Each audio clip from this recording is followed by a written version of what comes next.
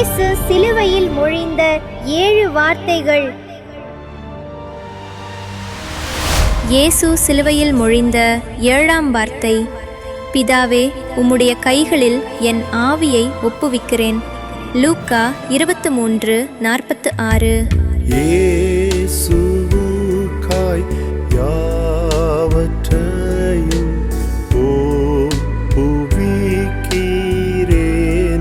இப்போ நேசித்தவர் சமூகத்தில் ஜீவிப்பேன் நம்பி என்றும்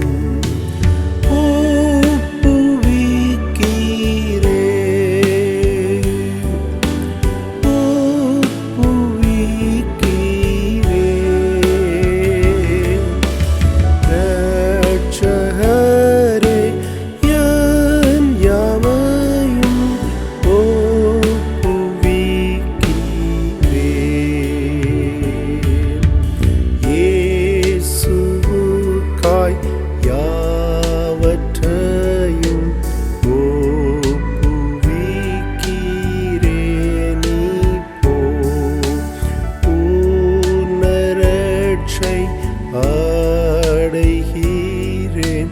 தேவனுக்கே மகிமாய் ஒப்புவிக்கிறேன்.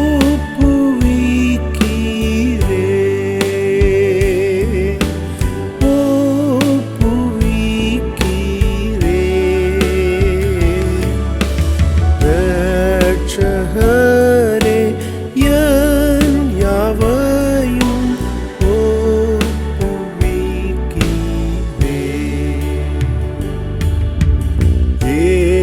இயேசுவுக்காய் யாவற்றையும் ஒப்புவிக்கிறேன். இப்போ அன்பினால் முற்றும் நிறைந்து ஆசீர்வாதம் அருளும்.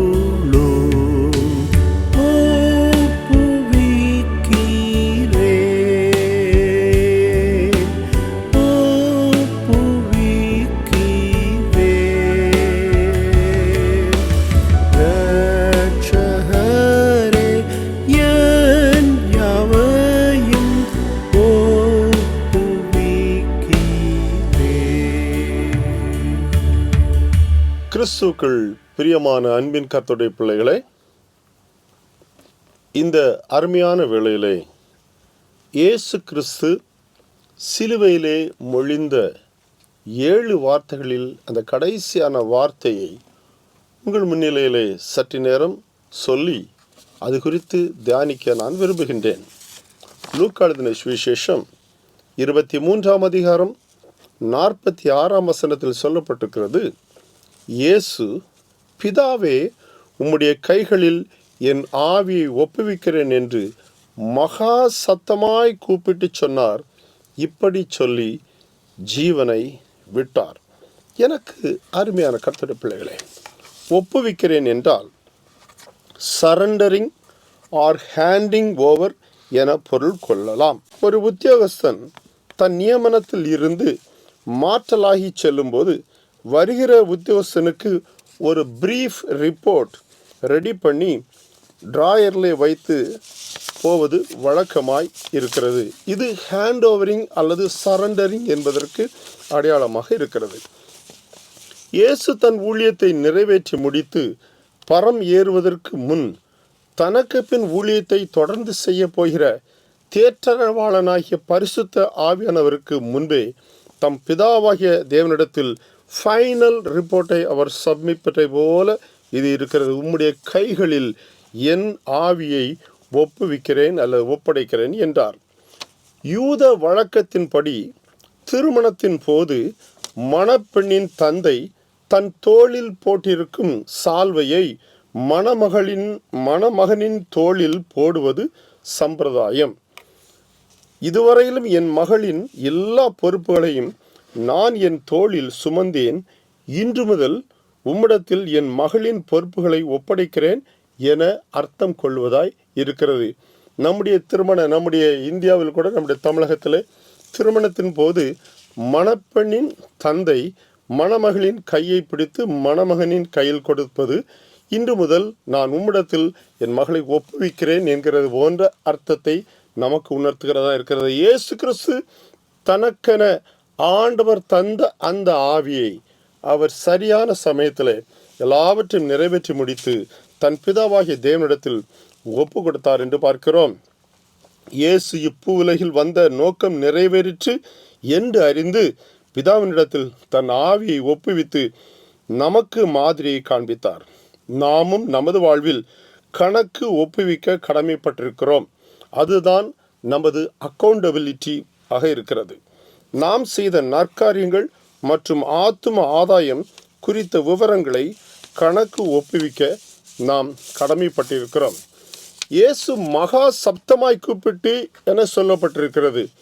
ஒரு மனிதனாய் வலி நிமித்தம் மகா சத்தமாய் கூப்பிட்டார் என நாம் எண்ணலாம். ஆனால் அதையும் தாண்டி தேவனால், அதாவது பிதாவினால் தனக்கு கொடுக்கப்பட்ட அசைன்மெண்ட்ஸ் எல்லாம் செய்து நிறைவேற்றி விட்டேன் என்று ஆனந்த சத்தமாய் கூட ஆவியை அவரது கைகளில் அவர் பத்திரமாய் ஒப்படைத்திருக்கலாம். எனக்கு அருமையானவர்களே, நீங்களும் நானும் நம்மை அர்ப்பணிக்க ஒப்புவிக்க கடமைப்பட்டுள்ளோம். ஒரு பக்தன் ஒரு பாடலில் இப்படி பாடுகிறான். அந்த பாடலை பாடும்போது என்னோடு கூட சேர்ந்து நீங்களும் உங்களை ஆண்டவருக்கென ஒப்புவிக்க முன் வருவீர்களா? ஒப்புவித்தேனையனே உம் சித்தம் செய்ய தந்தேனே, முற்றிலுமாய் அர்ப்பணித்தேன், ஏற்றுக்கொள்ளும் இயேசுவே.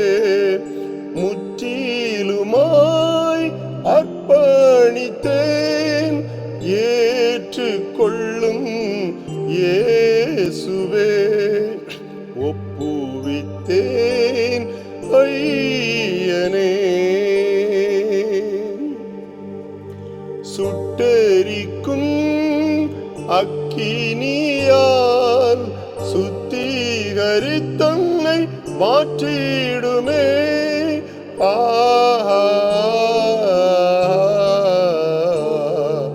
சுட்டெரிக்கும் அக்கினியால் சுத்திகரித்தன்னை மாற்றிடுமே.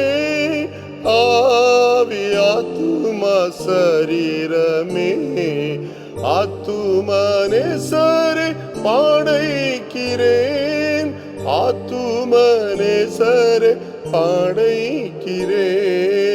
ஒப்புவித்தேனையனே உம் சித்தம் செய்ய தந்தேனே, முற்றிலுமாய் அர்ப்பணித்தேன், ஏற்றுக்கொள்ளும் இயேசுவே. ஒப்புவித்தேன் ஐயனே. ஜெபம் செய்வோமாக. இயேசு பிதாவே, உம்முடைய கைகளில் என் ஆவியை ஒப்புவிக்கிறேன் என்று மகா சப்தமாய் கூப்பிட்டு சொன்னார்.